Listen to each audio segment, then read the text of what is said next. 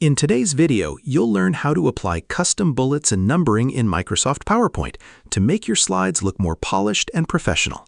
If you're still using the default bullet points, you're missing out on a simple way to make your content stand out. The good news is, it's very easy to customize them. Let's get started. First, open your PowerPoint presentation and select the text where you want to apply bullets or numbering. This could be a list of points on any slide. Now, go to the Home tab at the top. In the Paragraph section, you'll see options for bullets and numbering. Instead of clicking directly on the icon, click the small arrow next to it. This opens more customization options. From here, choose Bullets and Numbering. A new box will appear with several settings you can adjust. Let's start with bullet points. You can change the style by selecting a different symbol.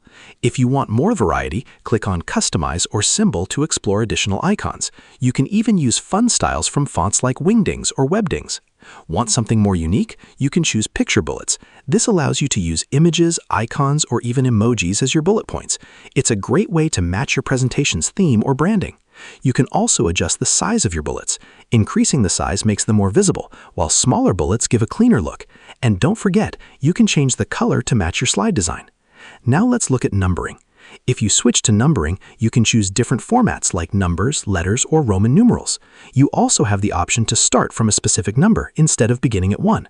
For example, if your list continues from another slide, you can set it to start from the correct number. Next, let's quickly talk about spacing and structure. If you want to create subpoints, press the Tab key to indent a line and turn it into a subbullet. To move it back, press Shift-Tab. This helps you organize your ideas clearly. You can also adjust spacing and alignment using the ruler or paragraph settings to make everything look neat and balanced. And if you want the same bullet style across your entire presentation, you can use the Slide Master.